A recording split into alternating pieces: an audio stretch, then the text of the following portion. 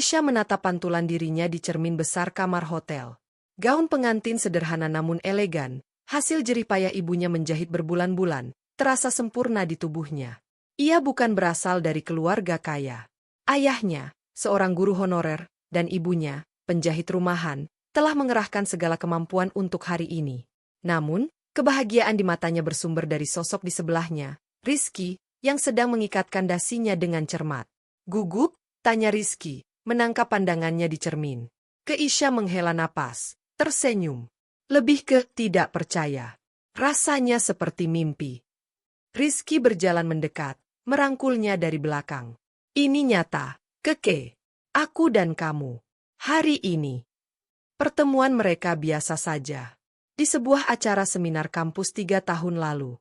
Keisha, mahasiswi sastra yang bekerja paruh waktu sebagai pelayan kafe, tanpa sengaja menumpahkan kopi pada kemeja putih Rizky, mahasiswa teknik yang tengah meeting dengan klien. Dari permintaan maaf yang bertele-tele, tumbuh obrolan, lalu janji bertemu, dan akhirnya cinta. Cinta yang bagi Keisha jujur dan tulus, meski ia kerap merasa kecil di dunia Rizky yang serba gemerlap. Keluarga Rizky adalah keluarga terpandang. Pak Hendra, ayahnya, adalah pengusaha properti sukses dengan nama yang dikenal luas di kotanya. Bu Helena, ibunya, seorang sosialita yang anggun dan selalu terlihat sempurna di setiap kesempatan. Mereka tinggal di sebuah rumah besar bergaya minimalis di kawasan elit, lengkap dengan kolam renang dan taman yang selalu rapi. Pertama kali diajak ke rumah itu, Keisha merasa seperti masuk ke dalam majalah interior. Semuanya bersih, teratur, dan dingin. Meski Bu Helena selalu ramah dan perhatian, terlalu perhatian, ada jarak yang tak terlihat. Pak Hendra, di sisi lain, adalah sosok yang berwibawa. Senyumnya hangat, tetapi matanya yang tajam seolah selalu mengamati, menilai. Keisha kerap merasa dia diuji tanpa sepengetahuannya. Ayah pasti sangat menyukaimu, bisik Rizky suatu malam, setelah kunjungan pertamanya. Dia bilang kamu rendah hati dan cerdas. Itu yang dia cari. Apa ibumu juga? Rizky terdiam sebentar. Ibu hanya ingin aku bahagia. Dan kamu membuatku bahagia. Prosesi lamaran dan pernikahan berjalan lancar, bahkan terlalu lancar.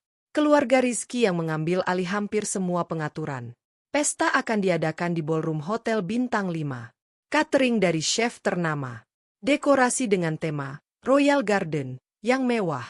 Keisha dan keluarganya hampir tidak punya pilihan, hanya mengangguk setuju. Terkadang, Keisha merasa pernikahannya sendiri seperti sebuah produksi besar yang ia hanya menjadi pemeran utama yang harus mengikuti skrip. Ibunya pernah berbisik, Keke, kamu yakin? Keluarganya baik-baik saja, ya? Terlalu sempurna, ibu jadi khawatir. Ibu, Rizky baik. Dia tulus. Keluarganya hanya berbeda dengan kita, balas Keisha meyakinkan, lebih kepada dirinya sendiri. Kini, hari itu tiba. Upacara di gedung serba putih dengan ornamen bunga segar di mana-mana. Saat berjalan di aisle dengan ayahnya yang memakai satu-satunya jas bagus, Keisha melihat wajah orang tuanya yang campur aduk, bangga, haru, dan sedikit cemas. Di ujung altar, Rizky berdiri tegak dengan mata berkaca-kaca. Di sampingnya, Pak Hendra dan Bu Helena tersenyum dengan bangga. Itu adalah gambar keluarga yang sempurna. Pesta berlangsung meriah. Keisha dan Rizky berkeliling menyapa tamu. Ia memperhatikan bagaimana Pak Hendra berinteraksi. Setiap jabat tangan, setiap senyuman, terukur dan penuh tujuan. Ia adalah pusat gravitasi di ruangan itu. Tamu-tamu penting, pejabat, rekan bisnis, semuanya menghormatinya.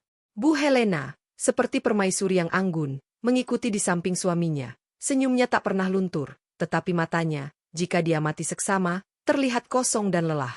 Dalam kesibukan itu, sebuah insiden kecil terjadi. Seorang pria parubaya dengan kemeja agak lusuh mendekati Pak Hendra di bar.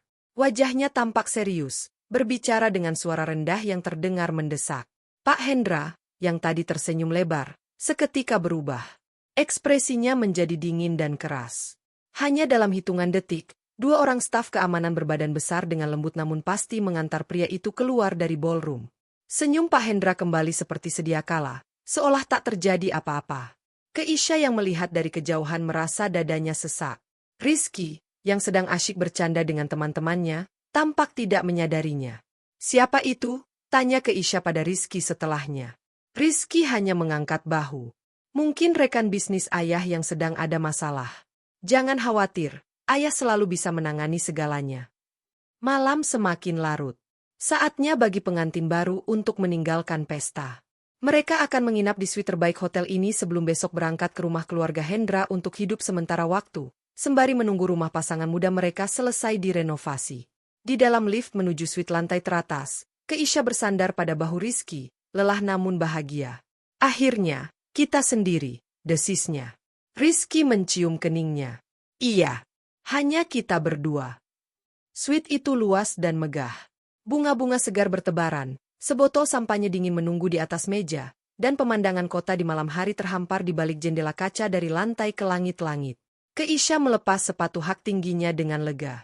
Ayah dan ibu mereka sangat baik sudah mengatur segalanya, kata Rizky sambil membuka kancing bajunya. Mereka sangat murah hati, sahut Keisha, mencoba mencari kata yang tepat. Ia berjalan ke jendela, memandang lampu-lampu kota yang berkelap-kelip. Di balik kemewahan ini, bayangan pria dengan wajah serius tadi dan tatapan dingin Pak Hendra masih membekas di pikirannya. Ia mengusir perasaan aneh itu. Ini adalah malam bahagianya. Ia tidak boleh merusaknya dengan prasangka. Kamu tidak menyangka hidupmu akan berubah seperti ini, ya? Tanya Rizky, datang mendekat dan merangkul pinggangnya dari belakang. Keisha menggoyangkan kepala. Tidak pernah. Terkadang aku masih merasa ini mimpi. Ini awal, Keke. Awal dari kehidupan baru kita. Aku berjanji akan membahagiakanmu. Mereka berdiri lama di sana, dalam pelukan, menikmati keheningan dan kebersamaan setelah satu hari yang panjang dan melelahkan. Dunia di luar tampak jauh dan tidak relevan. Saat ini, hanya ada mereka berdua, dengan janji dan harapan yang baru saja mereka ikrarkan. Keisha sama sekali tidak menduga bahwa dalam hitungan jam, semua kemewahan, kenyamanan, dan ilusi tentang kehidupan baru yang sempurna akan hancur berantakan. Malam yang indah ini hanyalah ketenangan sebelum badai yang akan datang membawa teror, kebohongan, dan 1 miliar rupiah yang akan mengubah segalanya. Suasana pesta masih bergema di telinga Keisha meski pintu suite telah tertutup rapat. Kemeriahan tadi seperti riak di permukaan danau yang dalam, sementara di dasar danau itu, ia merasakan ada sesuatu yang diam dan gelap. Ia mencoba mengusir perasaan itu. Kelelahan seharusnya menjadi satu-satunya hal yang ia rasakan. Ayo kita lihat hadiah-hadiahnya, ajak Rizky dengan mata berbinar, menarik tangan Keisha menuju tumpukan kotak beraneka warna dan ukuran yang diletakkan di sebuah sudut ruangan khusus. Itu adalah tradisi membuka hadiah pengantin, dan Rizky tampak bersemangat seperti anak kecil. Keisha tersenyum, ikut duduk di karpet empuk. Mereka mulai membuka satu persatu. Perak-perak antik dari kerabat jauh Bu Helena. Setelan piring mahal dari rekan bisnis Pak Hendra. Cek dalam amplop dengan angka-angka yang membuat Keisha tercekat. Hadiah dari keluarga dan teman-teman Keisha, sebuah selimut rajut buatan ibunya, toples berisi kue nastar buatan tantenya, terlihat sederhana dan hampir out of place di antara kemewahan itu. Lihat ini. Rizky mengangkat sebuah kotak panjang yang elegan. Dari dalamnya, terpasang sebuah lukisan miniatur wajah mereka berdua, dilukis dengan detail menakjubkan. Kartu kecil bertuliskan, untuk kebahagiaan yang abadi. Dari ayah ibu. Luar biasa, bisik Keisha, tersentuh namun juga merasa aneh. Lukisan itu terlalu sempurna, seperti topeng. Tak lama setelahnya, telepon Rizky berdering. Dari layar, tertulis, Ayah. Halo, Ayah, sambut Rizky. Suara Pak Hendra yang dalam dan tenang terdengar dari seberang, meski Keisha tidak bisa mendengar jelas kata-katanya. Iya, kami sudah di atas. Sangat indah, terima kasih banyak, Ayah. Iya, kami akan istirahat. Besok pagi kami sarapan bersama di rumah? Baik. Salam untuk ibu. Selamat malam.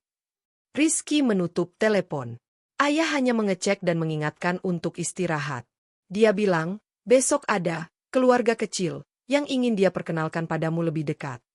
Keluarga kecil? Tanya Keisha. Maksudnya, keluarga inti dan mungkin beberapa orang kepercayaan ayah di bisnis. Jangan khawatir, mereka semua baik-baik, ujar Rizky sambil mengusap punggung Keisha. Keisha mengangguk, mencerna kata-kata, orang kepercayaan. Pria di bar tadi kembali muncul di pikirannya. Riz, tadi di pesta, ada pria yang berbicara dengan ayah, lalu dibawa keluar oleh security. Kau kenal? Rizky mengerutkan kening, lalu menghela napas. Oh, Itu mungkin Bung Tony. Dulu dia mitra kecil ayah di proyek awal-awal. Hubungannya rumit. Ayah bilang dia sering menuntut hal-hal yang tidak masuk akal setelah proyek selesai. Jangan pikirkan itu, Keke. Dalam bisnis, konflik adalah hal biasa. Jawaban itu terdengar seperti rekaman yang sudah diputar ulang berkali-kali. Keisha memilih untuk tidak mendesak. Mereka melanjutkan membuka hadiah. Tiba-tiba, jari Keisha menyentuh sebuah kotak coklat polos tanpa pita, terselip di antara kotak-kotak mewah lainnya. Tidak ada nama pengirim. Ini milikmu? Tanya Keisha pada Rizky. Rizky menggeleng. Keisha membukanya dengan hati-hati. Di dalamnya, bukan perak atau cek, melainkan sebuah buku catatan kecil dengan sampul kulit usang. Dan sebuah flash drive biasa. Tidak ada kartu. Aneh, gumam Rizky, mengambil flash drive itu. Mungkin salah taruh. Keisha membuka buku catatan itu. Halaman-halamannya penuh coretan angka, kode, dan singkatan yang tidak ia mengerti. Proyek Taman Maju realisasi 70%, pembayaran via offshore diselesaikan, koordinat 7-20-20, S110-2020, tanah sengketa. Ada juga beberapa nama yang dicoret dengan tinta merah, termasuk nama Tony yang dicoret dengan kasar. Jantung Keisha berdebar tak karuan. Ini bukan hadiah pernikahan. Ini seperti dokumen rahasia yang salah kirim. Rizky, ini. Rizky segera mengambil buku catatan itu dari tangan Keisha. Wajahnya berubah pucat. Ia membalik-balik halaman dengan cepat. Matanya melebar. Ini seperti catatan bisnis ayah. Tapi yang lama. Ini tidak seharusnya ada di sini. Mungkin ayahmu ingin memberikannya padamu? Sebagai warisan? Tebak Keisha, meski hatinya tidak percaya. Tidak mungkin. Ayah sangat ketat dengan dokumen bisnis. Dan ini, ia menunjuk coretan-coretan berwarna merah. Ini terlihat seperti masalah. Tiba-tiba, telepon Rizky berdering lagi. Kali ini dari ibu. Suara Bu Helena terdengar parau dan terburu-buru, sangat berbeda dari sosok anggunnya tadi. Rizky, kamu sudah buka hadiah-hadiahnya? Tanyanya. Iya, Bu. Ada yang salah. Apakah ada sesuatu yang aneh? Sesuatu yang tidak seharusnya ada? Suara Bu Helena bergetar. Rizky dan Keisha saling pandang. Ada, Bu. Sebuah buku catatan dan flash drive. Di kotak coklat tanpa nama. Diam panjang di seberang sana. Lalu, mereka mendengar suara Pak Hendra di latar, berbicara dengan nada rendah namun tegas, disusul oleh helaan napas Bu Helena. Rizky, dengarkan ibu, bisik Bu Helena dengan suara nyaris tak terdengar, seakan takut didengar. Lupakan apa yang kamu lihat. Hancurkan buku itu dan flash drive-nya. Jangan tanya kenapa. Demi kebaikanmu dan Keisha. Lakukan sekarang. Tapi, ibu. Lakukan, Rizky, teriak Bu Helena tiba-tiba, lalu suaranya teredam, sepertinya telepon direbut. Suara Pak Hendra yang tenang namun penuh wibawa menggantikan. Rizky, ini ayah. Ibu sedang tidak enak badan, lelah karena pesta tadi. Jangan dengarkan omongannya. Buku dan flash drive itu adalah data lama yang sudah tidak berguna. Salah satu staf salah menaruh. Besok berikan saja pada ayah. Jangan dipikir-pikir.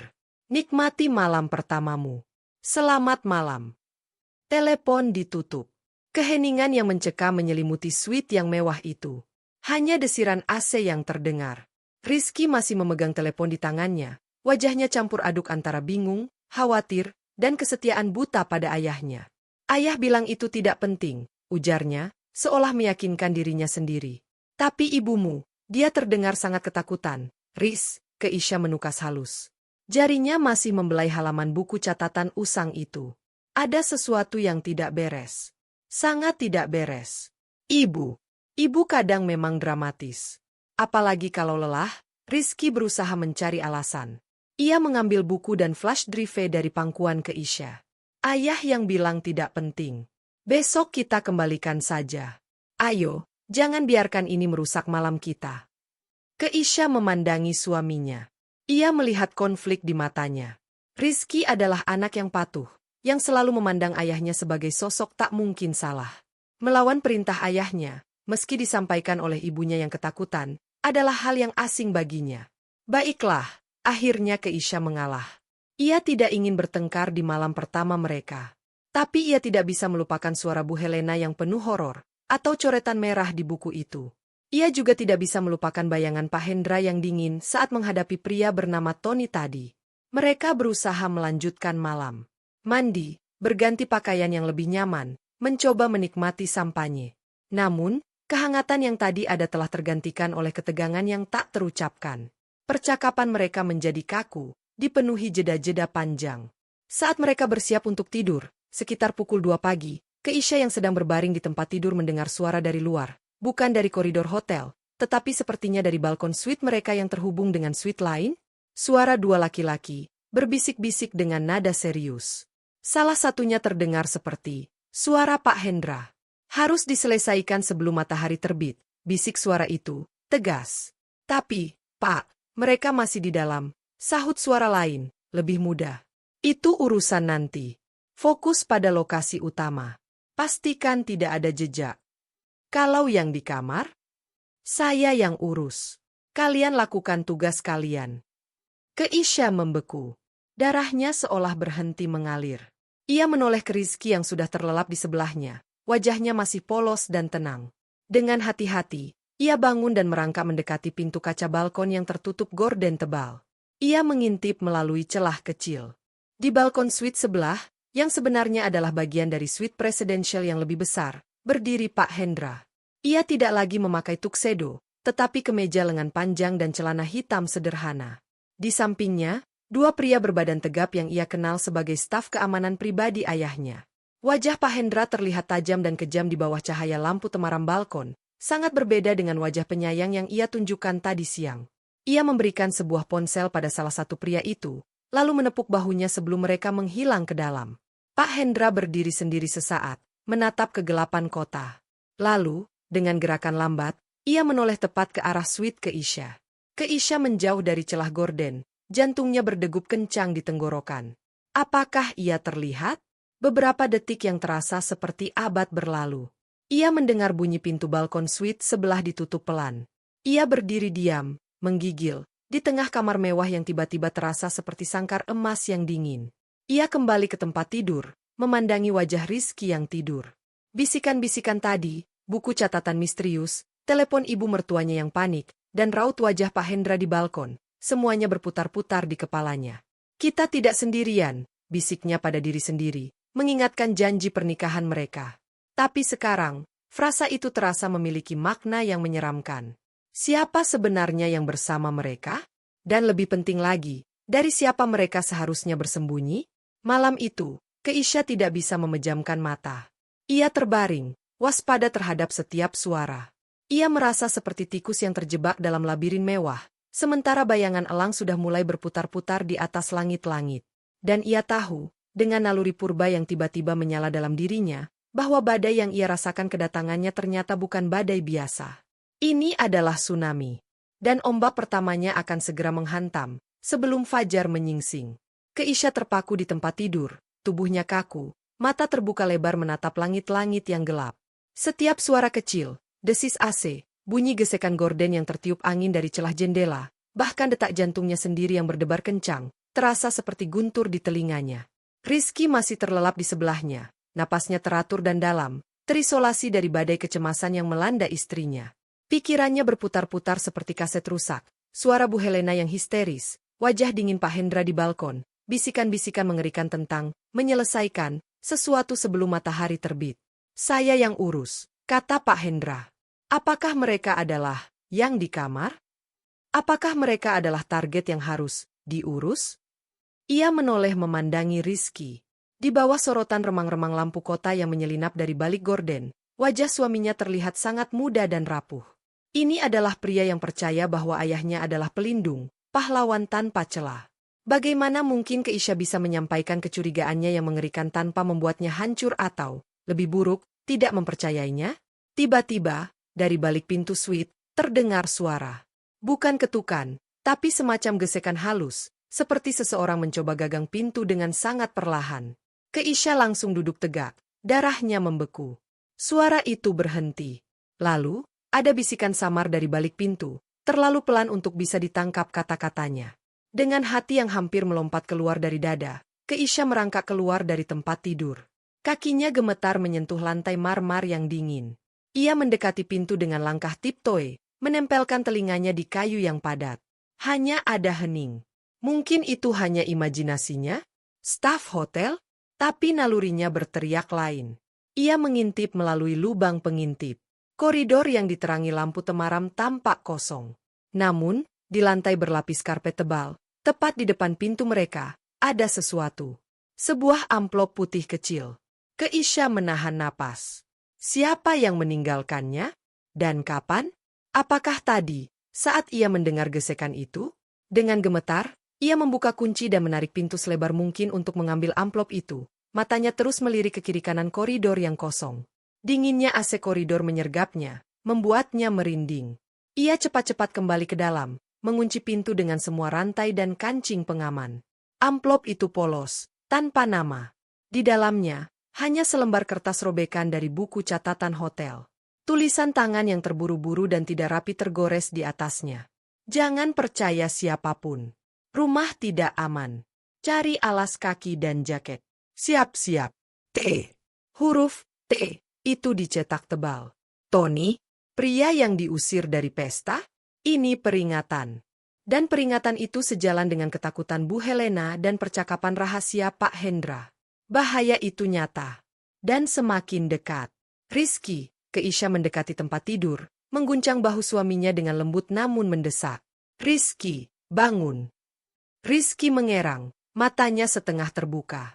Keke? Apa? Apa sudah pagi? Belum. Dengarkan aku. Suara Keisha bergetar, tapi ia berusaha keras untuk terdakin tegas. Ia menyodorkan kertas itu. Ini ada di depan pintu kita. Rizky duduk, mengusap wajahnya, lalu membaca pesan itu di bawah cahaya lampu tidur. Kerutnya berubah menjadi keraguan. Ini lelucon yang tidak lucu. Mungkin teman-temanku iseng. Lelucon? Di tengah malam? Setelah telepon ibumu, setelah kita melihat ayahmu di balkon berbicara dengan bodyguard-nya tentang menyelesaikan sesuatu? Rizky, tolong, buka matamu. Ayah di balkon. Rizky tampak bingung. Keisha menceritakan apa yang ia dengar dan lihat. Semakin ia bercerita, semakin pucat wajah Rizky. Namun loyalitas butanya masih kuat. Ayah pasti sedang membicarakan keamanan acara. Atau bisnis. Kau salah dengar, Keke. Kau lelah dan stres. Dan buku catatan itu? Dan ibumu yang meminta kita menghancurkannya? Teriak Keisha, tidak lagi bisa menahan kepanikannya. Teriakan itu memecah ketegangan di antara mereka. Rizky terdiam, melihat mata istrinya yang penuh ketakutan yang tulus. Untuk pertama kalinya, keraguan yang dalam mulai merayap ke dalam hatinya. Ibunya memang tidak pernah bersikap seperti tadi. Dan ayahnya selalu tertutup soal detail bisnis. Apa yang ingin kau lakukan? Tanya Rizky akhirnya, suaranya lirih. Kita harus pergi. Sekarang. Seperti yang pesan ini katakan. Kita cari jaket dan sepatu, dan kita pergi dari sini. Pergi kemana? Ini tengah malam. Tidak tahu. Tapi kita tidak bisa tinggal di sini. Aku tidak merasa aman. Air mata mulai menitik di pelupuk mata Keisha. Rizky memandang istrinya, lalu ke kertas peringatan di tangannya. Ia menghela napas panjang, pertarungan batin terlihat jelas di wajahnya. Oke, kita akan pergi. Tapi kita tidak bisa pergi begitu saja. Aku akan telepon ayah, tanyakan apa yang sebenarnya terjadi. Tidak. Keisha meraih tangan Rizky. Pesan ini bilang, jangan percaya siapapun. Termasuk ayahmu. Kalau ayahmu terlibat dalam apapun ini, kau hanya akan memperingatkannya. Ayahku tidak akan menyakiti kita, sanggah Rizky dengan keras. Tapi bagaimana dengan orang-orangnya? Apa yang kau dengar tadi? Mereka akan melakukan sesuatu. Dan ayahmu bilang, saya yang urus, soal yang di kamar. Kamar siapa lagi, Riz? Ini satu-satunya kamar pengantin di lantai ini. Argumen Keisha, yang dipenuhi logika ketakutan, akhirnya menembus benteng keyakinan Rizky. Wajahnya menjadi sangat pucat. Ia mengangguk pelan, perlahan-lahan. Baik, kita bersiap. Mereka bergerak cepat dalam diam. Mengenakan jeans dan kaos yang sudah mereka lepas tadi, mencari jaket, dan sepatu kets. Keisha meraih tas kecilnya, memasukkan dompet, ponsel, dan tanpa berpikir panjang, buku catatan coklat dan flash drive itu. Rizky melihatnya, tapi kali ini tidak protes. Saat mereka hampir siap, tiba-tiba ada bunyi di pintu. Bukan ketukan, tapi bunyi kartu akses yang dicoba. Biip! Bunyi gagal. Lalu suara gerutuan. Biip! Lagi gagal. Seseorang di luar sedang mencoba masuk dengan kartu akses master. Rizky dan Keisha saling pandang, mata penuh horor. Keisha menarik Rizky menjauh dari pintu, masuk lebih dalam ke suite. Pilihan mereka sedikit, pintu utama sedang dicoba dibobol, balkon ada di lantai 30, dan telepon hotel mungkin langsung terhubung dengan resepsionis yang bisa saja bekerja sama dengan siapapun yang mengincar mereka. Kamar mandi, desis Keisha. Kita kunci diri di kamar mandi, telepon polisi. Tapi sebelum mereka sempat melangkah, suara yang sangat familiar terdengar dari balik pintu. Rizky, Keisha, buka pintu. Ini ayah. Suara Pak Hendra. Tenang, tapi ada desakan di baliknya. Rizky hampir langsung melompat untuk membukakan. Keisha mencengkeram lengannya dengan kuat, menggelengkan kepala dengan liar. Rizky, aku tahu kau ada di sana. Ibu sedang tidak enak badan. Dia sangat ingin bertemu kalian. Kita harus segera pulang ke rumah, lanjut suara itu, masuk akal, penuh kepedulian keluarga. Lihat, hanya itu. Ibu sakit, bisik Rizky pada Keisha. Di tengah malam, dia menyuruh kita menghancurkan bukunya beberapa jam lalu. Riz, sekarang tiba-tiba sakit dan ingin bertemu. Keisha membalas berbisik, cengkeramannya tidak kendur. Ayah ada kartu master dari manajemen. Nah, tapi ayah lebih suka kalian membukakan sendiri, kata Pak Hendra lagi, nada berubah sedikit, lebih tegas. Lalu, terdengar bunyi klik yang berbeda. Kartu akses master berhasil. Hanya kunci rantai dan kancing pengaman yang sekarang menghalangi. Rizky, tolong buka. Jangan buat ini lebih sulit dari yang diperlukan. Suara Pak Hendra kini datar, dingin. Semua pretensi kehangatan keluarga menghilang. Ayah hanya ingin mengembalikan sesuatu yang bukan milik kalian. Buku dan flash drive itu. Berikan pada ayah, dan kalian bisa kembali tidur. Keisha menarik napas dalam.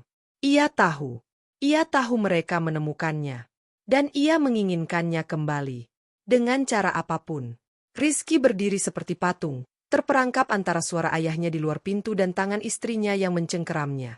Ia melihat ke mata Keisha, dan dalam pandangan itu, Keisha melihat kepingan-kepingan kepercayaan anak lelaki itu pada ayahnya pecah berkeping-keping.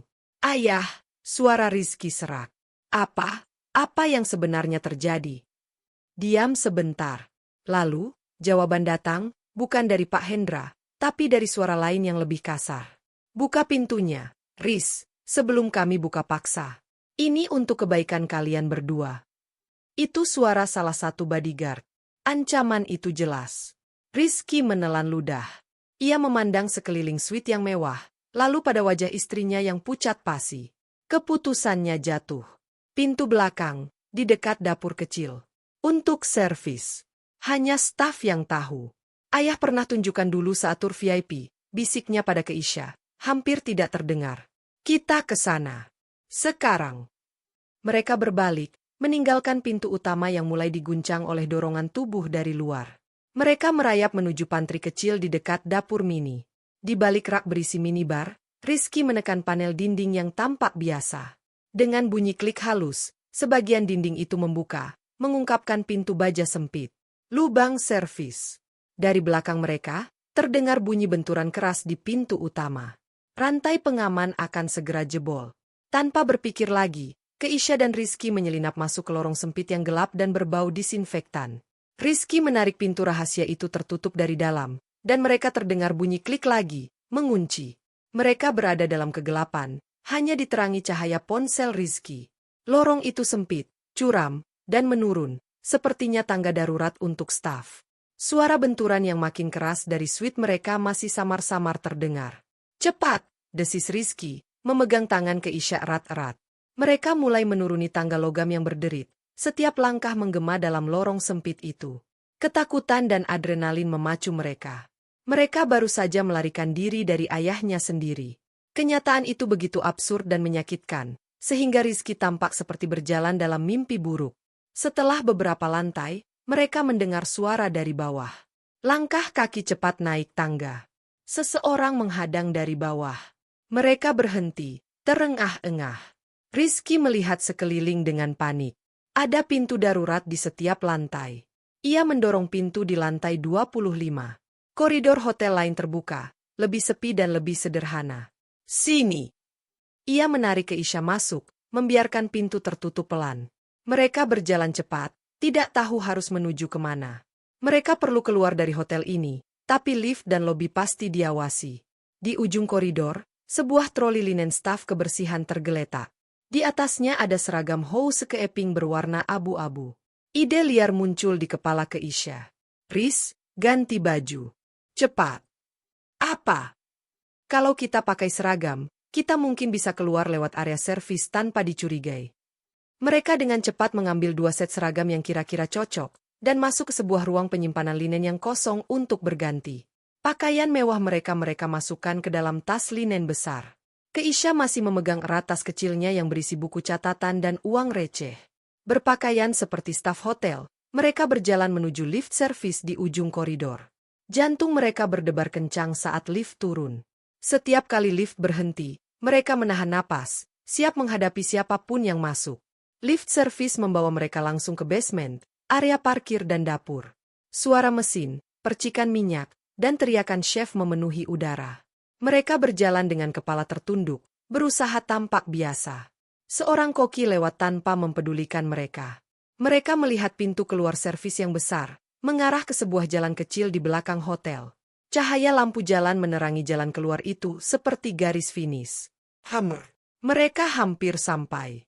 Tepat saat mereka hendak melangkah keluar ke udara malam yang sejuk, sebuah mobil SUV hitam besar meluncur pelan dan berhenti tepat menghalangi jalan keluar. Kaca depannya gelap. Pintu mobil terbuka. Dan Pak Hendra keluar. Ia masih memakai kemeja yang sama, wajahnya tampak lelah namun sangat berwibawa. Di belakangnya, 2 bodyguard-nya berdiri. Matanya bertemu dengan mata Rizky, penuh kekecewaan yang dalam. "Nak," ucapnya.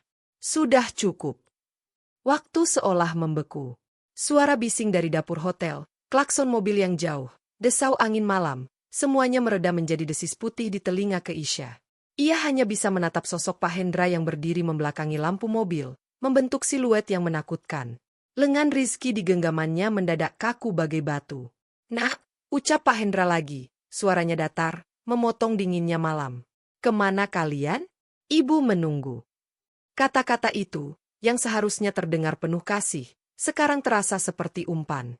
Keisha merasakan Rizky gemetar di sebelahnya. Ia menarik napas dalam, berusaha menenangkan diri yang bergejolak. Mereka masih memakai seragam hose keeping yang kasar. Itu adalah bukti nyata ketidakpercayaan mereka. Tidak ada jalan untuk berpura-pura. "Ayah!" Suara Rizky keluar, pecah dan serak. Apa yang terjadi? Kenapa ayah seperti ini?" Pak Hendra melangkah mendekat, 2 bodyguard-nya mengikuti dari belakang dengan jarak yang dihitung. "Aku yang seharusnya bertanya, Rizky, kenapa kau dan istrimu kabur seperti pencuri di malam hari? Melalui pintu servis? Memakai pakaian seperti ini?" Ia mengangguk pada seragam mereka, matanya berbinar dengan emosi yang tak terbaca. Marah? Kecewa? Atau mungkin keputusasaan? "Kami takut," Keisha menyela. Suaranya lebih berani dari yang ia duga. Matanya menatap langsung mertuanya. "Kami menerima ancaman. Sebuah pesan. Dan ada hal-hal lain." "Pesan?" Pak Hendra mengangkat alis. "Pesan apa? Dari siapa?" "Dari seseorang bernama T." Rizky menjawab. "Ia bilang rumah tidak aman. Untuk siap-siap." Wajah Pak Hendra berkerut, tapi bukan karena bingung. Itu adalah ekspresi seseorang yang mendengar konfirmasi atas kecurigaannya. "Tony," gumamnya. Lalu, ia menghela napas panjang, bahunya sedikit turun. "Dia sudah mendahului kita." Ia menoleh ke bodyguard di sebelahnya, memberi isyarat dengan mata. Bodyguard itu segera berbicara dengan tenang di handie talkienya. Pak Hendra kembali memandangi mereka. "Dengarkan baik-baik, anak-anak. Tony adalah mantan mitra yang berbahaya. Dia sakit hati karena urusan bisnis dan ingin menghancurkan keluarga kita. Dialah yang menaruh buku catatan palsu itu di antara hadiah kalian. Dialah yang mengirim pesan untuk menakut-nakuti kalian, membuat kalian kabur sehingga mudah disandera atau disakiti. Penjelasannya terdengar logis, rapi. Keisha melihat keraguan mulai kembali di mata Rizky. Tapi, Ibu, Keisha bertahan. Ibu menelepon, terdengar sangat ketakutan. Dia menyuruh kami menghancurkan buku itu. Ibu kalian, dia tidak kuat, kata Pak Hendra. Suaranya tiba-tiba terdengar lelah. Dia melihat buku itu, panik karena mengira itu asli. Dia takut kalian terlibat dalam hal-hal yang tidak kalian pahami. Dia bertindak berlebihan. Sekarang dia di rumah, sangat syok, butuh kalian. Ia menjulurkan tangannya. Ayo pulang. Di sana kita akan aman. Rumah kita adalah benteng. Di hotel ini, kalian terbuka. Tony bisa saja punya orang di sini. Alur cerita yang ditawarkannya begitu mulus. Musuhnya jelas, Tony. Motifnya jelas, balas dendam. Mereka, Rizky dan Keisha, adalah korban yang perlu dilindungi. Tapi naluri Keisha menjerit. Ada yang tidak konsisten. Kalau buku itu palsu, kenapa ayah begitu ingin mengambilnya? Tanyanya. Pak Hendra tidak terkejut. Karena meski palsu, isinya bisa menyesatkan dan berbahaya jika tersebar. Bisa merusak reputasi keluarga, bisnis kita. Aku hanya ingin melindungi nama baik kita, untuk kalian juga. Ia melihat jam tangannya dengan gerakan halus. Kita tidak punya waktu untuk debat di sini. Setiap menit kita di tempat terbuka, kita dalam bahaya. Ayo, masuk ke mobil. Bodyguard telah membuka pintu belakang SUV. Itu seperti mulut gelap yang siap menelan mereka. Rizky memandang ayahnya, lalu pada Keisha. Konflik itu kembali. Cerita ayahnya masuk akal. Dan keinginan untuk pulang, untuk merasa aman, sangat kuat. Keke, bisiknya. Mungkin ayah benar. Mungkin kita salah paham. Keisha merasakan keputusasaan menjalar. Jika mereka masuk ke mobil itu, mereka akan kehilangan kendali. Selamanya. Matanya berpacu, mencari sesuatu, apapun. Lalu, ia melihatnya. Sebuah kamera keamanan kecil di atas pintu servis, lampu merahnya berkedip pelan. Ia juga melihat, dari sudut matanya, seorang tukang sampah hotel yang sedang istirahat merokok di sudut gelap, mengamati mereka dengan penasaran. Keisha membuat keputusan nekat. Dengan suara lantang dan jelas, ia berkata, Pak Hendra, kalau memang untuk keamanan kami, kenapa kita tidak menelepon polisi saja sekarang? Laporkan Tony dan ancamannya. Biar polisi yang mengawal kami pulang. Efeknya langsung. Wajah dingin Pak Hendra retak. Seberkas kemarahan yang tak terbendung melintas di matanya. Begitu cepat tapi cukup ditangkap Keisha. Bodyguard saling memandang. Tidak bijak, Keisha, kata Pak Hendra. Tekanannya halus namun mengancam. Ini urusan keluarga dan bisnis yang rumit. Melibatkan polisi hanya akan memperkeruh dan membuka aib. Ayo. Jangan keras kepala. Tapi kami lebih percaya pada polisi, Keisha bersikukuh, menarik Rizky mundur selangkah. Ia berharap si tukang sampah atau siapapun itu mendengar, atau kamera itu merekam sesuatu. Pak Hendra menghela napas, seolah menyesal. Kau memaksa saya, Keisha. Ia memberi isyarat halus dengan kepalanya. Dua bodyguard itu bergerak cepat, bukan dengan kasar, tapi dengan efisiensi yang menakutkan. Mereka menyelipkan diri di antara Keisha Rizky dan jalan keluar, sekaligus menghalangi pandangan dari tukang sampah. Salah satunya berkata dengan suara rendah namun tegas, Maaf, Tuan Rizky, Nyonya. Untuk keamanan kalian, kami harus memastikan kalian pulang dengan selamat. Ayo. Ini bukan lagi ajakan. Ini penyergapan. Tidak. Jangan sentuh kami, teriak Rizky tiba-tiba. Naluri pelindungannya terhadap Keisha akhirnya mengatasi keraguannya. Ia mendorong bodyguard yang mendekati Keisha. Kekacauan kecil terjadi. Bodyguard itu tidak terpengaruh oleh dorongan Rizky, tetapi ia menahan diri, hanya memblokir gerakan. Keisha berteriak minta tolong ke arah tukang sampah. Pria itu melempar rokoknya dan tampak ragu, melihat mobil mewah dan orang-orang yang tampak berbahaya. Melihat situasi mulai menarik perhatian yang tidak diinginkan, Pak Hendra mengambil alih. Dengan langkah cepat, ia mendekati Rizky, bukan dengan marah, tetapi dengan intensitas yang membuat anaknya membeku. Rizky, anakku. Percayalah pada ayah untuk terakhir kalinya. Apa yang ayah lakukan, semua ini, adalah untuk melindungi kalian berdua. Terutama dia, ia menunjuk ke Isha. Mereka tidak hanya menginginkan buku itu, nak. Mereka menginginkan keluarga kita hancur. Mereka bisa menyakiti Keisha untuk menyiksaku, untuk menyiksamu. Ayah punya rencana. Tapi kalian harus menurut. Air mata mengalir di wajah Rizky. Ayah, aku tidak mengerti. Kau tidak perlu mengerti sekarang. Nanti, ayah janji akan jelaskan semuanya. Tapi sekarang, kita harus pergi. Suara Pak Hendra bergetar, dan untuk pertama kalinya, Keisha melihat kilatan ketakutan tulus di mata pria itu. Itu yang paling meyakinkan, dan paling menakutkan. Bodyguard yang berbicara di hati tadi mendekat dan membisikkan sesuatu pada Pak Hendra. Tim Tony terdeteksi mendekati perimeter Hotel Timur. Kita punya kurang dari 3 menit. Wajah Pak Hendra berubah keras. Tidak ada pilihan lagi. Dari dalam jasnya, ia mengeluarkan sesuatu yang bukan pistol, tapi sebuah tas kain kecil hitam. Dengan gerakan cepat, ia menyodorkannya ke tangan Rizky. Tas itu berat. Ini uang. 1 miliar rupiah tunai. Untuk kalian berdua. Keisha dan Rizky terpana. Dengar perintah ayah, dan jangan tanya lagi, desis Pak Hendra. Suaranya mendesak dan penuh tekanan hidup mati. Kembali ke dalam hotel.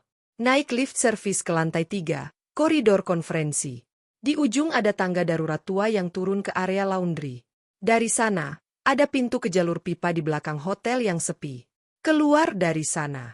Jangan pakai ponsel kalian. Buang atau hancurkan. Tony bisa melacaknya. Pergi, sembunyikan diri, dan tunggu instruksi selanjutnya dari orang yang ayah kirim. Jangan percaya siapapun selain orang dengan kode bulan tertusuk. Apa? Tidak, kita tidak bisa. Rizky gagap. Keisha. Pak Hendra menatap menantunya langsung, matanya membara. Kau pintar. Kau kuat. Lindungi suamimu. Bawa dia pergi dari sini. Sekarang. Teriakan mobil dari kejauhan memecah malam. 2 motor mendekat dengan cepat dari ujung jalan. Bodyguard segera membentuk formasi. Pak, mereka datang. Pak Hendra mendorong Rizky dan Keisha ke arah pintu servis. Lari. Ingat, 1 miliar rupiah itu untuk membeli kebebasan dan keselamatan kalian. Jangan kembali ke rumah. Sekarang, lari. Kebingungan, ketakutan, dan adrenalin memaksa mereka bergerak. Mereka berlari masuk kembali ke basement hotel, meninggalkan Pak Hendra yang berbalik menghadapi motor yang mendekat. Bodyguardnya siap di sisinya. Suara terakhir yang mereka dengar adalah teriakan Pak Hendra. Cepat, tutup pintunya. Pintu baja berat itu mereka dorong tertutup. Mereka berdiri di dalam, terengah-engah, di ruang bongkar muat yang sepi. Di tangan Rizky, tas berisi uang 1 miliar terasa seperti bara api. Di kepala mereka, perintah gila dan kode aneh, bulan tertusuk, berputar-putar. Mereka tidak tahu siapa yang benar. Apakah Pak Hendra pahlawan yang berkorban? Atau dalang yang licik? Apakah Tony, ancaman nyata atau sekadar hantu yang diciptakan? Satu hal yang jelas, mereka terjebak di antara 2 kekuatan yang bertabrakan, dengan uang yang bisa menyelamatkan atau membunuh mereka. Dengan tas miliar rupiah di genggaman, mereka mulai berlari mengikuti instruksi terakhir Pak Hendra, masuk lebih dalam ke labirin hotel, menuju ketidakpastian yang gelap. Setiap langkah menjauhkan mereka dari kehidupan normal yang mereka kenal, dan masuk lebih dalam ke sebuah permainan berbahaya yang aturannya tidak mereka pahami. Dan di luar, pertempuran diam-diam antara 2 kekuatan itu baru saja dimulai, dengan mereka sebagai taruhannya. Kaki mereka membawa mereka masuk lebih dalam ke perut hotel, meninggalkan teriakan dan dentum mesin di luar yang makin lama makin sayup. Udara basah hangat ruang laundry menggantikan hawa dingin malam. Bau deterjen dan pelicin kain yang menyengat memenuhi paru-paru mereka, campur aduk dengan rasa logam ketakutan di lidah. Tas berisi uang 1 miliar di tangan Rizky terasa semakin berat, bukan secara fisik, tetapi secara moral. Itu adalah beban yang tak terbayangkan. Lantai 3, koridor konferensi. Gumam Rizky, matanya liar mencari tanda. Lift servis yang mereka tumpangi berderit pelan, seolah-olah menyuarakan kegelisahan mereka. Keisha memegangi tas kecilnya yang berisi buku catatan dan flash drive, jari-jarinya putih mencengkeram. Benda-benda itu sekarang terasa seperti bom waktu. Pintu lift terbuka ke sebuah koridor yang sunyi dan lebih tua dari bagian hotel lainnya. Karpet tebal berwarna burgundi, lampu temaram, dan foto-foto hitam putih kota di masa lalu menghiasi dinding. Di ujung, seperti yang dikatakan Pak Hendra, ada tanda, tangga darurat, dengan anak panah. Namun, tak ada seorang pun di sekitar. Bulan tertusuk. Keisha mengulangi kode aneh itu dengan suara pelan. Apa artinya? Siapa yang akan mengatakannya? Dan kenapa kita harus percaya? Kita tidak punya pilihan lain untuk sekarang, Keke, jawab Rizky, suaranya hampa. Ia masih terguncang oleh tatapan ayahnya yang penuh ketakutan tulus. Ayah, dia takut. Aku belum pernah melihatnya seperti itu. Atau dia sangat pandai berakting, balas Keisha, namun ada keraguan di suaranya. Keheningan di koridor ini membuat segalanya terasa tidak nyata. Kita harus berpikir. Uang ini tidak mungkin hanya untuk kita sembunyi. 1 miliar? Itu berlebihan. Ini seperti uang pelarian. Rizky menyelesaikan kalimatnya, wajahnya pucat. Atau uang untuk membeli sesuatu. Atau seseorang. Mata mereka bertemu, sama-sama memahami implikasi mengerikan dari kata-kata itu. Mereka bergegas menuju tangga darurat. Tangga besi berlapis cat mengelupas ini tampak jarang digunakan, berbeda dengan tangga darurat utama yang bersih. Mereka menuruni 2 lantai, sampai ke sebuah pintu bertuliskan, area laundry, staf saja. Di balik pintu itu, suara mesin cuci dan pengering industri menderu seperti monster logam. Uap panas dan bau kapur barus memenuhi ruangan luas yang dipenuhi tumpukan linen putih. Beberapa karyawan tengah sibuk di ujung ruangan, tak memedulikan mereka. Pintu ke jalur pipa. Keisha memandang sekeliling. Di balik rak-rak linen besar, dekat dinding bata tua, ia melihat sebuah pintu baja hijau tua yang hampir tersamar. Tak ada tanda, hanya sebuah kunci kombinasi tua. Kombinasinya, bisik Rizky putus asa. Keisha mendekat, mengamati. Ada coretan kecil hampir tak terlihat di dekat kunci. Sebuah gambar, seperti bulan sabit dengan sebuah garis lurus menembusnya. Bulan tertusuk, gumamnya. Ia mencoba memutar kombinasi secara acak, frustrasi. Lalu, pikirannya bekerja. Tanggal pernikahan mereka? Bukan. Tanggal lahir Rizky? Coba. Tidak terbuka. Bayangkan simbolnya, bisik Rizky tiba-tiba. Bulan sabit, dan sesuatu menembusnya. Seperti anak panah. Mata Keisha berbinar. Ia memutar roda angka, 1945. Angka yang membentuk garis lurus dan lekukan? Tidak. Lalu ia ingat sesuatu. Dalam buku catatan misterius itu, di halaman belakang, ada coretan kecil serupa dengan angka di sampingnya, 7210. Ia tidak memahaminya saat itu. Dengan jantung berdebar, ia memutar kombinasi, 7, 2, 1, 0, klik. Kunci itu terbuka. Rizky memandangnya dengan takjub. Bagaimana? Nanti, potong Keisha, mendorong pintu baja yang berat itu.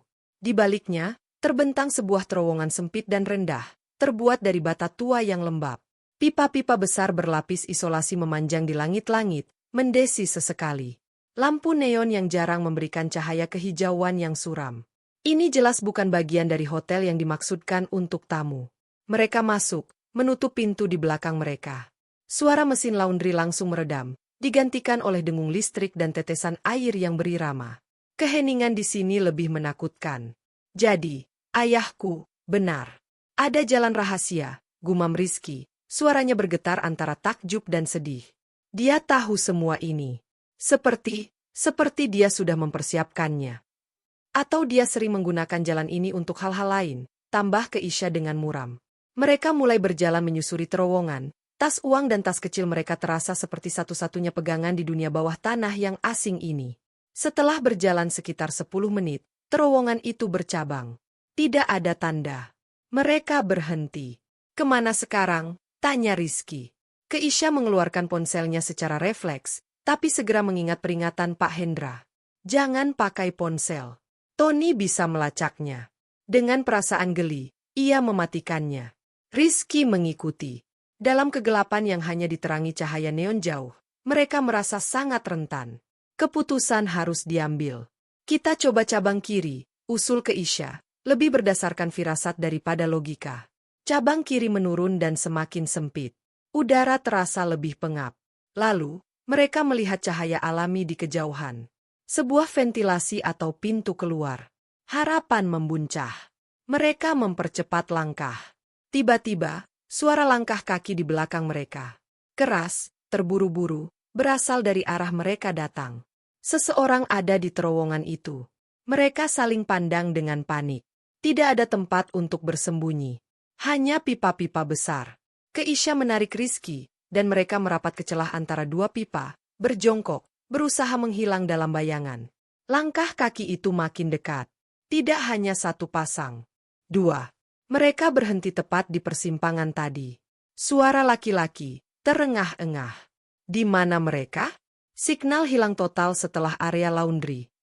Suara lain, lebih kasar. Harusnya di sini. Bos bilang mereka akan lewat sini. Cek cabang kanan. Aku cek kiri. Mereka berpisah. Langkah kaki yang kasar itu mendekat ke arah cabang kiri mereka. Keisha menahan napas. Rizky memeluk tas uang erat-erat, wajahnya menempel di pipa yang dingin. Sebilah sen terbesar menyapu terowongan. Cahayanya melintas hanya beberapa senti di atas kepala mereka yang berjongkok. Pria itu berjalan, menggerutu. Ia melewati celah persembunyian mereka, terus menuju sumber cahaya di ujung. Begitu pria itu cukup jauh, Keisha menarik lengan Rizky. Balik. Cepat. Ke cabang kanan. Mereka merangkak keluar dan berlari kembali ke persimpangan, lalu mengambil cabang kanan. Cabang ini lebih lebar dan tampak lebih sering digunakan. Ada kabel-kabel listrik baru di dinding. Mereka berlari tanpa tahu tujuan, hanya menjauhi bahaya. Cabang kanan berujung pada sebuah tangga spiral besi, menanjak. Di atas, ada sebuah pintu jebakan, manhole, yang terkunci dari bawah. Tapi di sampingnya, ada sebuah panel listrik kecil bertuliskan, backup generator B. Rizky melihat sekeliling, putus asa. Ini buntu. Keisha memeriksa panel listrik. Itu terkunci dengan kunci kecil. Tanpa berpikir panjang, ia mengambil peniti dari rambutnya yang sudah hampir lepas. Dengan tangan gemetar, ia mencoba mengutak-atik kunci itu, sebuah keterampilan yang ia pelajari dari ayahnya dulu saat mengotak-atik radio tua. Setelah beberapa saat yang menegangkan, klik, panel terbuka. Di dalam, di samping sakelar-sakelar, ada sebuah peta kecil yang dilaminasi, menempel di bagian dalam pintu. Sebuah denah terowongan bawah tanah. Dan ada tanda X merah di satu titik, dengan tulisan tangan, Exit to Old Town Sewer Akses Jalan Brawijaya. Ini bukan kebetulan. Ini ditempatkan di sini dengan sengaja. Untuk siapa?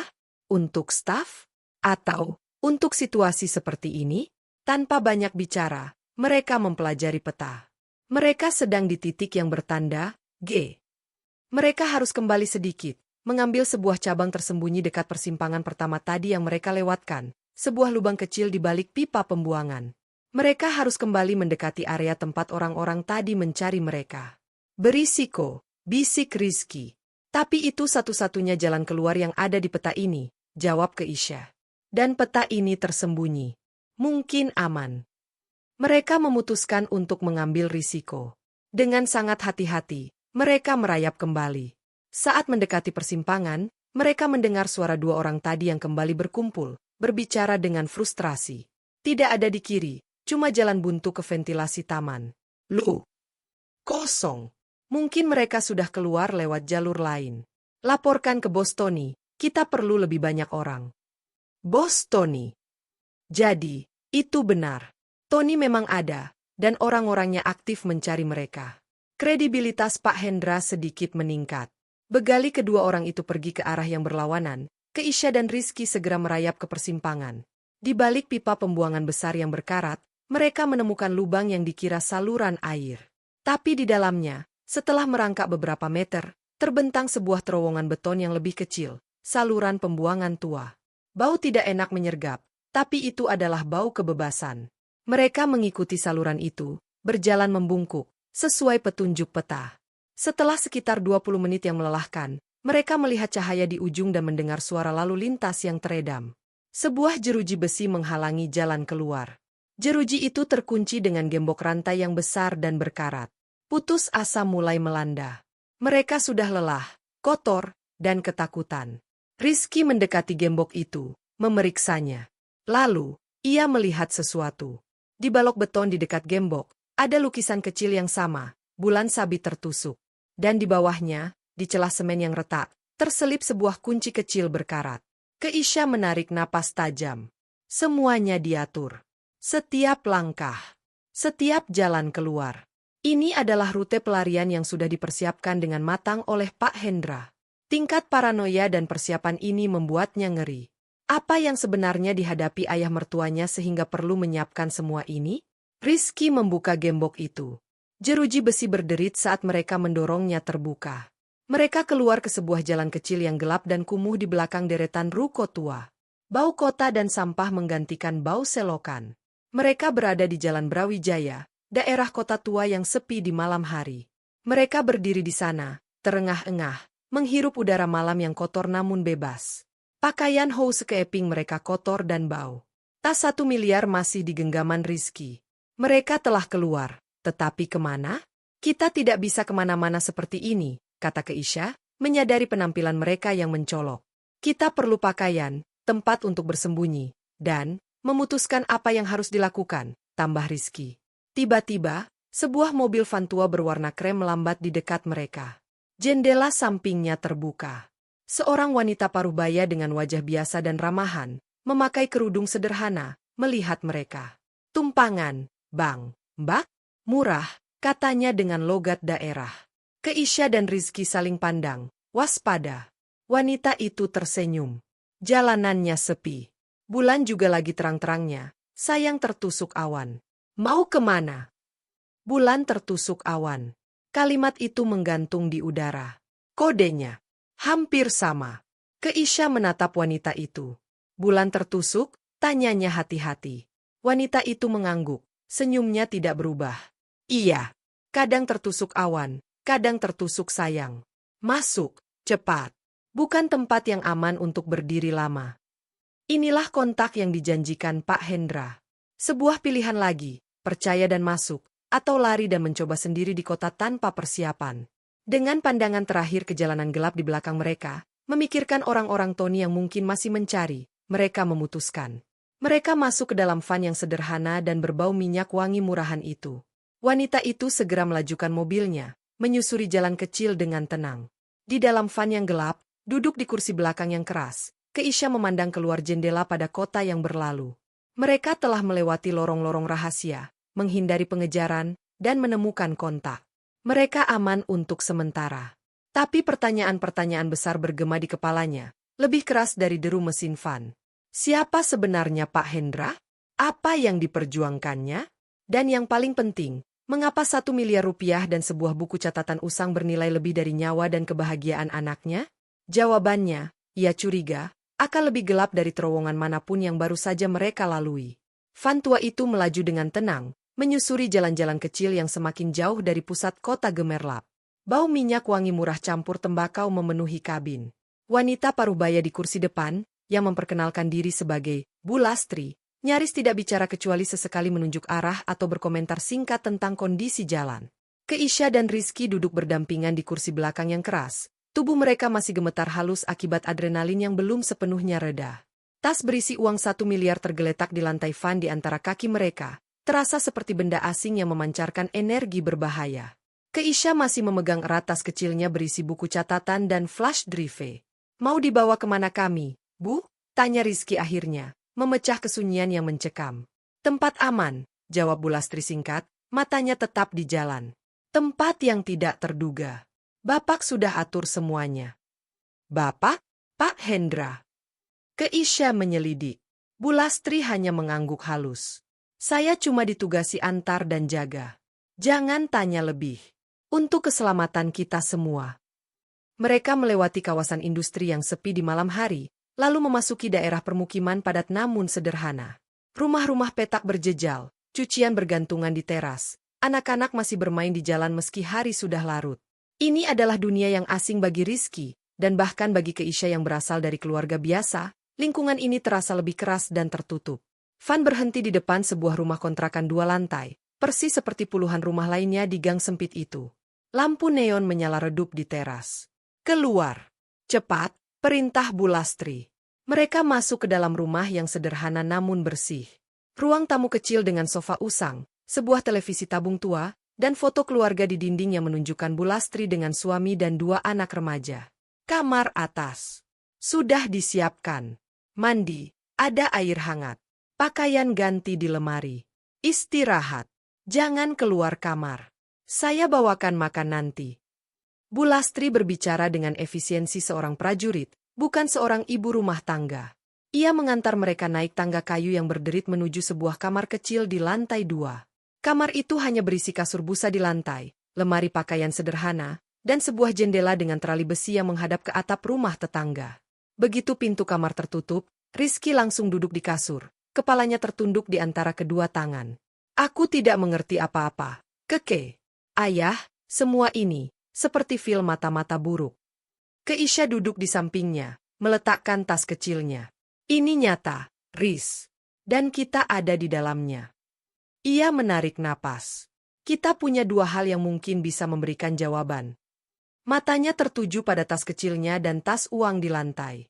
Mereka memutuskan untuk memeriksa uang itu terlebih dahulu. Rizky membuka tas kain hitam. Isinya bukan lembaran ratusan ribu seperti di film, tetapi ikatan-ikatan uang 100.000 rupiah yang rapi, masing-masing sebesar batu bata. Mereka menghitung sepintas, memang 10 ikat, masing-masing sepertinya berisi 100 lembar. 100 juta per ikat. 10 ikat. 1 miliar. Uang asli, gumam Rizky, merasa pusing. Dia memberikan kita 1 miliar tunai seperti memberikan uang jajan. Ini bukan uang jajan, Riz. Ini modal pelarian besar-besaran.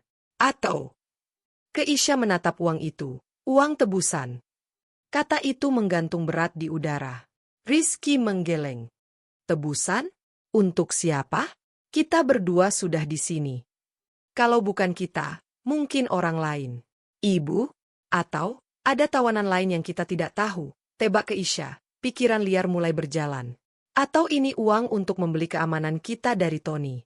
Tapi kalau begitu, kenapa tidak langsung diberikan pada Tony? Pertanyaan-pertanyaan itu tak terjawab. Keisha kemudian mengambil buku catatan dan flash drive. Di bawah cahaya lampu neon kamar yang redup, mereka membuka buku itu lagi, kali ini dengan lebih teliti. Buku itu berisi catatan proyek-proyek properti Pak Hendra dari sekitar 5 hingga 10 tahun yang lalu. Ada nama-nama lokasi, perkiraan biaya, pembayaran, dan nama-nama pihak terlibat. Banyak kode dan singkatan. Tapi yang menarik perhatian mereka adalah beberapa catatan di Marin, ditulis dengan pulpen berbeda dan lebih baru. Di samping catatan proyek Taman Maju, yang dulu mereka lihat, ada tulisan, lahan adat, masih dipersengketakan. Setle dengan P500 JT. P tetap menolak. Tekan via A. Di halaman lain, proyek Gria Asri, izin lingkungan bermasalah. Urus via B di dinas. V1M. Tapi ada warga lapor ke LSM. Cari solusi untuk warga. Dan yang paling mencolok, di halaman belakang, ada daftar nama dengan tanda centang dan coretan. Beberapa nama mereka kenal sebagai pejabat lokal. Satu nama yang sering muncul dan akhirnya dicoret tebal adalah Antonius Wijaya, Tony. Di sampingnya tertulis, mitra awal. Tahu terlalu banyak. Menuntut porsi tidak wajar. Tidak bisa diajak damai lagi. Resiko tinggi. Ini catatan bisnis kotor, bisik Rizky, wajahnya semakin pucat. Penyuapan, penggelapan, tekanan pada warga. Keyakinan akan sosok ayahnya yang jujur dan pekerja keras retak berkeping-keping. Tony bukan sekadar mitra yang sakit hati, simpul Keisha, merasa muak. Dia mitra yang tahu semua kejahatan ini. Dan mungkin, dia ingin bagiannya, atau ancam akan membongkar semuanya. Flash drive itu berikutnya. Mereka ragu-ragu. Laptop mereka tidak ada. Tapi Rizky ingat, di ruang tamu bawah tadi ada televisi tua dengan port USB? Mungkin untuk memutar musik. Itu risiko, tapi rasa ingin tahu lebih besar. Dengan hati-hati, mereka menyelinap turun. Bu Lastri terlihat sedang sibuk di dapur belakang. Mereka memasukkan flash drive ke port USB di sisi televisi. Layar statik berganti menjadi tampilan pemutar media sederhana. Hanya ada satu file video. Mereka menekan play. Rekaman itu bergoyang-goyang, sepertinya diambil diam-diam dengan ponsel. Latarnya adalah sebuah ruang rapat mewah. Pak Hendra sedang duduk, berhadapan dengan seorang pria yang wajahnya tidak asing lagi, pria yang diusir dari pesta pernikahan mereka. Tony. Wajahnya merah padam, penuh amarah. Kau pikir bisa membuangku begitu saja, Hendra? Setelah semua yang kita lakukan? Proyek-proyek haram itu, suap, penggusuran, aku simpan semua bukti, teriak Tony. Pak Hendra tetap tenang. Kau sudah dibayar sesuai kesepakatan, Tony. Kesepakatan berubah. Aku yang mengambil semua risiko di lapangan. Aku yang urus preman-preman, yang hadapi warga marah. Aku mau 30% dari semua aset holding MU sekarang, atau semua bukti ini aku serahkan ke kejaksaan dan media. Kau mengancamku? Suara Pak Hendra rendah dan berbahaya. Ini bukan ancaman, ini fakta. Kau dan keluargamu akan hancur. Anak lelaki kesayanganmu itu, calon menantumu, mereka akan tahu siapa ayah mereka sebenarnya. Penjahat berkerah putih. Wajah Pak Hendra berubah. Dinginnya mencair, digantikan oleh kemarahan yang mendidih. Jangan sentuh keluargaku. Sudah terlambat. Mereka sudah aku ikutkan dalam permainan ini, mau tidak mau. Selamat menikmati pesta pernikahan, Hendra. Itu akan jadi pesta terakhir kalian sebagai keluarga, sempurna. Tony tertawa kasar sebelum rekaman berakhir. Video itu selesai. Ruang tamu terasa sangat sunyi. Rizky terduduk lunglai di sofa usang. Air mata diam-diam mengalir di pipanya. Jadi, ayah, seorang penjahat. Dan kita hanya bidak dalam perangnya dengan Tony. Keisha memeluknya, tapi pikirannya bekerja cepat. Tapi perhatikan, Riz. Tony bilang, mereka sudah aku ikutkan dalam permainan. Buku catatan dan flash drive ini, siapa yang menaruhnya di hadiah kita? Tony. Dialah yang ingin kita menemukan ini. Dia ingin kita membenci ayahmu, atau membuat kita membawanya lari sehingga mudah disandera. Tapi ayah juga menyuruh kita lari, dan memberikan uang 1 miliar ini. Rizky berusaha mencari secercah kebaikan. Karena ayahmu tahu bahwa Tony akan bergerak malam ini juga. Dia memilih untuk menyelamatkan kita dengan caranya sendiri, dengan menyuruh kita kabur dan bersembunyi. Tapi dia tidak bisa melindungi kita selamanya. Tony punya bukti. Ancaman itu nyata. Lalu, sesuatu yang dikatakan Pak Hendra di basement hotel terngiang. Apa yang ayah lakukan, semua ini, adalah untuk melindungi kalian berdua. Mungkin itu benar. Tapi caranya adalah dengan melibatkan mereka dalam pelarian, menjadikan mereka buruan, dan memberikan mereka uang haram. Jadi kita apa sekarang? Burung dalam sangkar emas seharga 1 miliar? Tanya Rizky getir. Sebelum Keisha menjawab, Bulastri masuk ruangan. Ia tidak terkejut melihat mereka di depan televisi. Matanya tajam. Sudah lihat?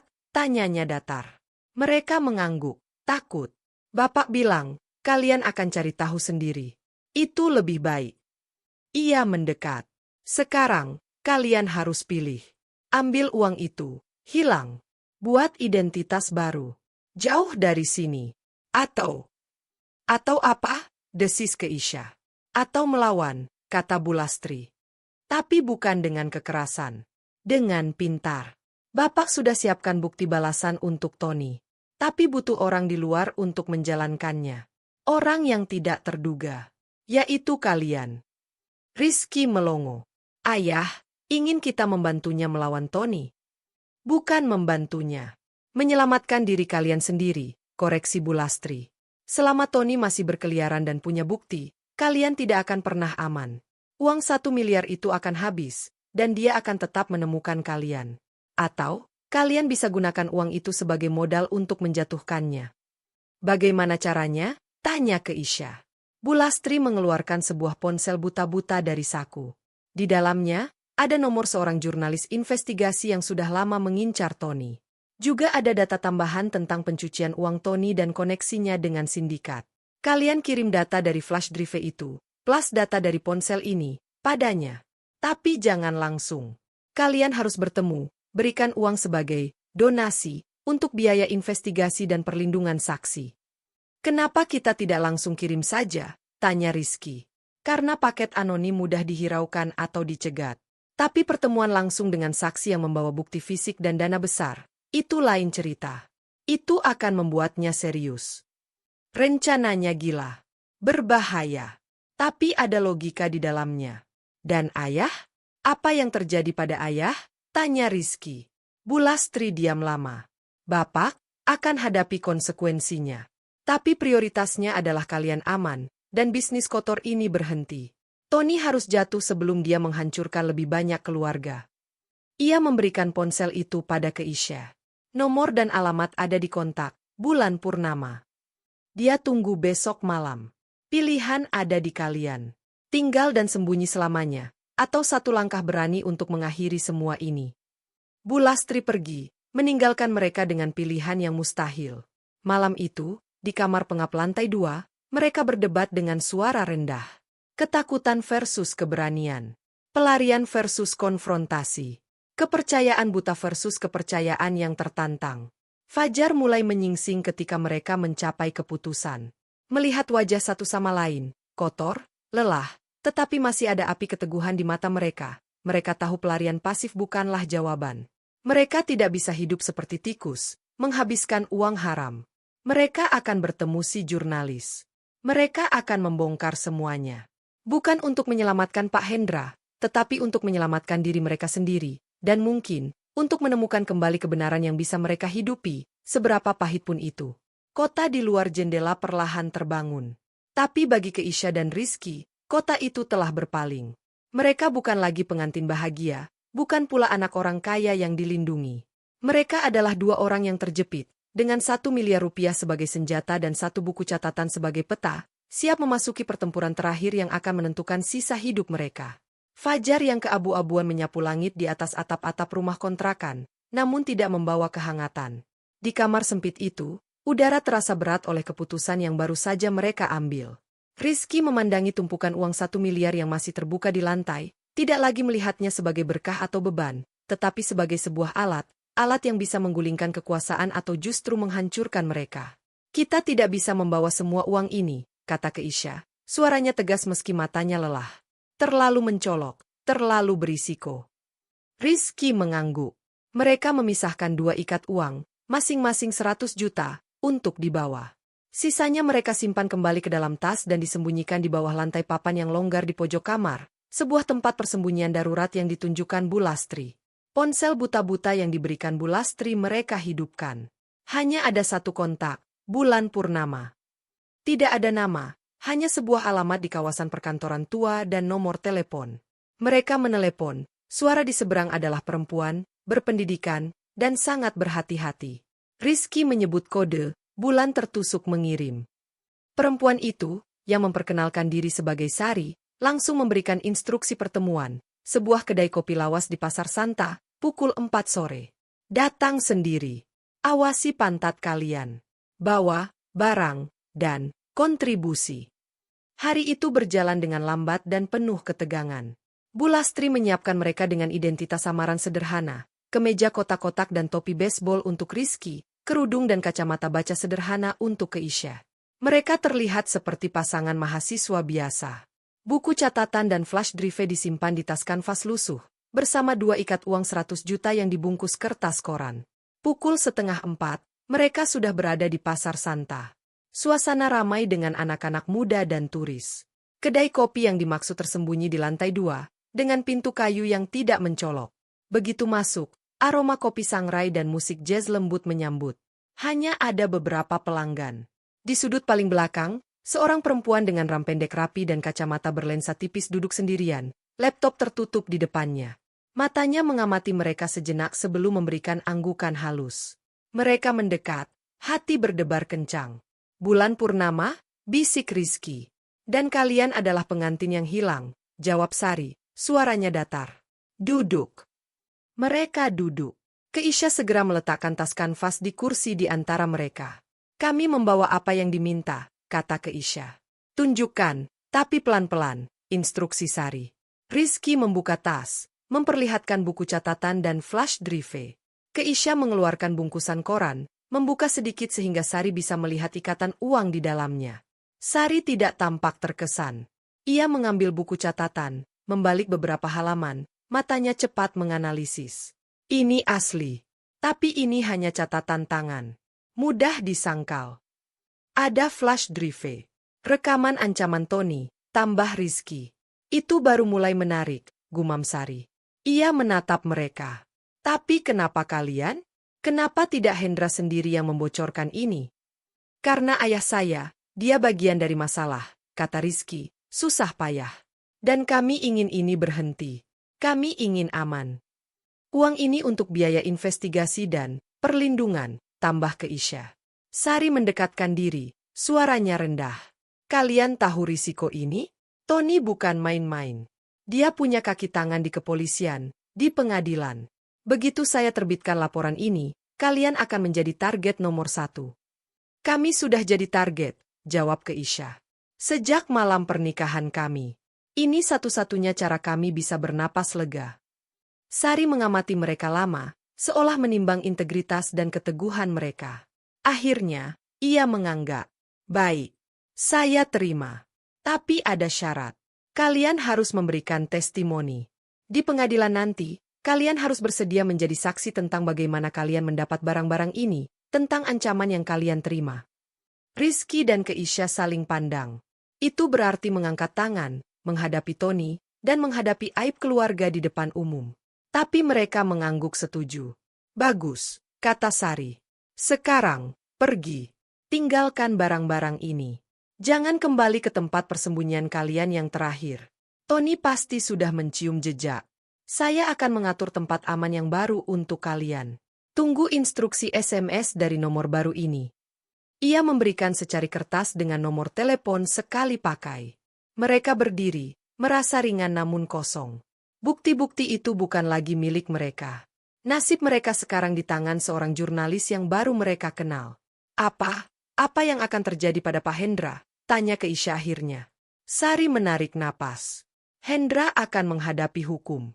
Tapi kerjasamanya memberikan bukti melawan Tony, dan kemungkinan besar sindikat di belakangnya, akan menjadi pertimbangan. Tapi itu di pengadilan nanti. Sekarang, selamatkan diri kalian dulu. Mereka meninggalkan kedai kopi dengan perasaan campur aduk. Misi mereka selesai, tapi perang baru saja dimulai. SMS dari Sari datang 2 jam kemudian, mengarahkan mereka ke sebuah rumah kos sederhana di daerah Cilandak, atas nama seorang nenek yang tidak terlibat. Mereka diperintahkan untuk tinggal di sana, tidak kontak siapapun, dan menunggu. Hari-hari berikutnya adalah ujian kesabaran. Mereka terjebak di sebuah kamar kos berukuran 3x3, hidup dengan mie instan dan ketakutan. Televisi kecil di kamar menjadi jendela mereka ke dunia luar. Dan pada hari ketiga, ledakan itu terjadi. Skandal besar. Taipan Property dan mantan mitra terlibat suap, pengelapan, dan pengusiran paksa, demikian headline berita pagi. Wajah Pak Hendra dan Tony menghiasi layar, diikuti dengan potongan-potongan eksklusif dari buku catatan dan transkrip ancaman Tony. Sari, sang jurnalis, menjadi pusat perhatian media. Keresahan publik meledak. Tagar korupsi properti menjadi trending. Polisi mengeluarkan perintah penangkapan untuk Tony. Untuk Pak Hendra, meski belum ditahan, wajahnya hancur di media. Bisnisnya berhenti.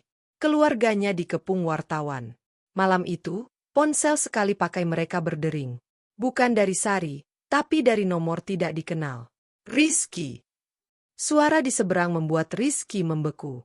Itu suara Pak Hendra, tapi terdengar 10 tahun lebih tua, parau, dan hampa.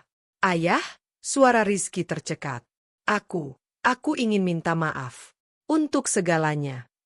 Ada jeda panjang, seperti perjuangan untuk berbicara. Aku tahu maaf tidak cukup. Tapi apa yang kalian lakukan, itu benar. Lebih berani daripada yang pernah ayah lakukan. Ayah, di mana ayah? Tidak penting. Polisi akan menjemputku sebentar lagi. Aku sudah siap. Tapi dengarlah. Tony belum selesai. Dia marah besar. Dia akan memburu kalian sampai mati karena kalian menghancurkan hidupnya. Kalian harus pergi. Jauh. Gunakan uang itu. Buat hidup baru. Kami tidak bisa meninggalkan semua ini, ayah. Kami sudah setuju menjadi saksi, protes Rizky. Tidak, suara Pak Hendra mendadak keras, penuh ketakutan ayah. Dengarkan ayah untuk terakhir kali. Tony punya orang di mana-mana. Persidangan akan berbulan-bulan, bahkan tahun. Kalian tidak akan aman. Pergi. Sang. Ke Isya, tolong, lindungi anak saya. Bawa dia pergi. Panggilan itu terputus. Rizky terduduk, tubuhnya gemetar. Keisha memeluknya erat. Di televisi, breaking news, Pak Hendra menyerahkan diri ke Kejaksaan Agung. Ada gambar singkat Pak Hendra dalam kemeja lusuh, dikawal pengacara dan polisi, kepalanya tertunduk, tetapi wajahnya anehnya terlihat tenang. Keputusan terberat menghadang mereka. Ikuti rencana awal, bersaksi, dan hidup dalam ancaman konstan? Atau ikuti permintaan terakhir Pak Hendra, melarikan diri, dan memulai hidup baru dengan bayangan masa lalu yang tak pernah benar-benar pergi? Mereka berdebat sepanjang malam. Air mata, kemarahan, ketakutan, dan cinta tercampur aduk. Keisha ingin pergi, untuk melindungi Rizky, untuk memiliki kehidupan. Rizky merasa berkewajiban untuk mengakhiri ini dengan bersaksi, untuk memberikan keadilan pada korban-korban ayahnya, untuk menebus nama mereka. Fajar kedua menyapa mereka dalam kelelahan mental yang parah. Kita tidak bisa hidup dalam pelarian selamanya, Riz, kata Keisha dengan lembut. Tapi kita juga tidak bisa mati muda. Kita harus pintar. Apa maksudmu? Kita bersaksi, tapi kita tidak menunggu di sini. Kita minta perlindungan khusus, mungkin dari lembaga yang bekerja sama dengan Sari. Dan setelah persidangan selesai, kita hilang. Benar-benar hilang. Dengan identitas baru. Bukan sebagai buronan, tapi sebagai bagian dari program perlindungan. Itu adalah jalan tengah yang berisiko, tapi masuk akal. Mereka menghubungi Sari. Setelah negosiasi alot dengan pihak berwenang yang sekarang sangat berkepentingan menjatuhkan Tony, sebuah kesepakatan tercapai. Mereka akan memberikan kesaksian tertulis dan rekaman video yang disimpan dengan baik, dan mereka akan diamankan di sebuah lokasi rahasia selama proses hukum berlangsung. Setelah itu, mereka akan diberi identitas baru dan kesempatan untuk memulai lagi. Minggu-minggu berikutnya adalah proses hukum yang berjalan seperti badai. Tony tertangkap mencoba melarikan diri ke luar negeri. Jaringannya mulai runtuh satu persatu. Kasus Pak Hendra berjalan beriringan, dan meski menghadapi tuntutan berat, kerjasamanya menjadi nilai tawar. Pada hari persidangan pertama Pak Hendra, Rizky dan Keisha menonton dari sebuah ruang aman via video feed. Pak Hendra, yang tampak lebih kurus dan beruban, berdiri di depan hakim. Saat ditanya motifnya, ia memandang lurus ke kamera, seolah tahu anaknya menonton. Saya melakukan semuanya, untuk membangun kerajaan untuk keluarga saya. Dan saya menghancurkannya dengan tangan saya sendiri, juga untuk keluarga saya. Saya sadar sekarang, kerajaan sejati bukanlah properti atau uang, tetapi kehormatan dan ketenangan yang saya rampas dari anak saya dan menantu saya. Saya siap menerima hukuman apapun. Rizky menutup layar, tak sanggup melihat lebih jauh. Sebuah babak telah berakhir. 6 bulan kemudian. Sebuah kota kecil di tepi danau di Sumatera Barat. Udara sejuk, kehidupan berjalan pelan. Sebuah warung kecil bertema kopi dan buku baru saja dibuka, dikelola oleh pasangan suami istri muda pendatang. Pria itu ramah namun pendiam, perempuan itu cerdas dan hangat. Mereka tidak banyak bercerita tentang masa lalu. Hanya mengatakan mereka dari Jakarta dan ingin hidup lebih tenang. Di belakang warung, di sebuah rak tersembunyi, ada sebuah tas berisi sisa uang 800 juta. Mereka tidak menyentuhnya, selain untuk modal warung. Itu adalah pengingat yang mereka janjikan untuk tidak diulangi. Suatu malam, saat mereka menutup warung, sebuah surat tiba tanpa perangko, hanya diselipkan di pintu. Isinya hanya satu kalimat, ditulis tangan dengan huruf yang mereka kenal. Terima kasih sudah memilih untuk hidup. Ayah. Surat itu tidak bertanggal, tidak ada alamat pengirim. Mereka membakarnya di tungku pembakar sampah, menyaksikan api menghanguskan kata-kata terakhir dari masa lalu. Keisha memegangi tangan Rizky. Kita aman sekarang. Rizky mengangguk, matanya menerawang ke danau yang diterangi bulan purnama. Aku masih memimpikan malam itu. Terkadang aku masih mendengar ketukan di pintu. Tapi sekarang kita yang mengunci pintunya, Riz, bisik Keisha, mencium pipinya. Dan kuncinya ada di kita. Mereka berjalan pelan kembali ke rumah kecil mereka di belakang warung, meninggalkan bayangan-bayangan panjang di bawah sinar bulan. Bayangan itu masih ada, mungkin akan selalu ada, bayangan sebuah malam pengantin yang berubah menjadi neraka, bayangan seorang ayah yang jatuh, bayangan uang 1 miliar yang membeli kebebasan sekaligus penjara. Tapi di bawah matahari terbit esok hari, mereka akan membuka warung mereka lagi, menyeduh kopi, dan tersenyum pada pelanggan. Mereka telah belajar bahwa kebahagiaan tidak pernah datang tanpa bayangan. Rahasianya adalah belajar untuk tidak takut pada gelap, Tetapi untuk menghargai cahaya yang mereka miliki sekarang, betapa sederhana pun cahaya itu.